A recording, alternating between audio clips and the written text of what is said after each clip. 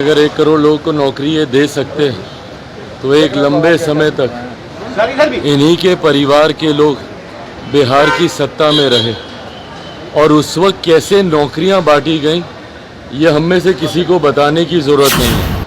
आपके पास आप ही के परिवार से 2-2 सदस्य बिहार के मुख्यमंत्री रह चुके हैं। ये लंबा समय आपके पास था। अगर ये तमाम वादे तब पूरे कर लिए जाते तो संभवतः आज बिहार एक पिछड़ा राज्य नहीं कहलाता। सबको समझ में आ रहा है कि भैया खाने के दांत कौन से हैं और दिखाने के। प्रायोजक है मां भवानी डेकोर प्राइवेट लिमिटेड, मतलब a complete floor solution, new 0 mile Dadar road. मैं हूँ आपके साथ चंचल चौधरी। लोकसभा चुनाव को लेकर राजद के तरफ से घोषणा पत्र जारी कर दिया गया है, जिसमें 1 करोड़ युवाओं को रोजगार देने और महिलाओं को 1 लाख की आर्थिक मदद करने का जिक्र किया गया है। अब इस पे चिराग पासवान ने तेजस्वी यादव पे जोरदार हमला बोला है। उन्होंने कहा कि खाने के दांत कुछ और, दिखाने के दांत कुछ और। आगे क्या कुछ कहा है चिराग पासवान ने, पहले वो सुनिए। तो नौकरी ये दे सकते हैं तो एक लंबे समय तक इन्हीं के परिवार के लोग बिहार की सत्ता में रहे।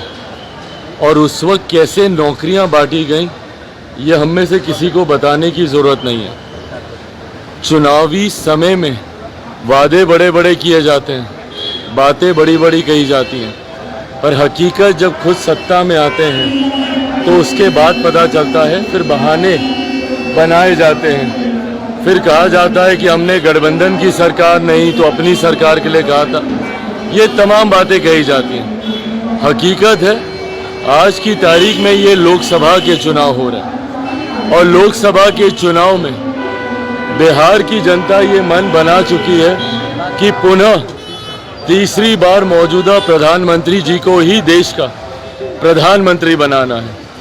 और उत्तर प्रदेश को उदाहरण के तौर पर बिहार के लोग भी देख चुके हैं कि सही मायनों में एक डबल इंजन की सरकार ही राज्य का विकास कर सकती है। आज एक लंबे समय के बाद बिहार को ये डबल इंजन की सरकार मिली है। ऐसे में हर एक बिहारी इसको बरकरार रखना चाहता है और इसकी शुरुआत बिहार की 40 सीटें जीतकर 400 पार का जो लक्ष्य है उसके लिए संकल्पित है। रक्षाबंधन पे गरीब परिवार की महिलाओं को 1 लाख देने की बात तेजस्वी ने कही है। भाई मैं बार ये बात कह रहा हूँ, आज पहली बार आपको मौका नहीं मिला है ये सब करने का। आपके पास आप ही के परिवार से 2-2 सदस्य बिहार के मुख्यमंत्री रह चुके हैं। ये लंबा समय आपके पास था। अगर ये तमाम वादे तब पूरे कर लिए जाते तो संभवतः आज बिहार एक पिछड़ा राज्य नहीं कहलाता।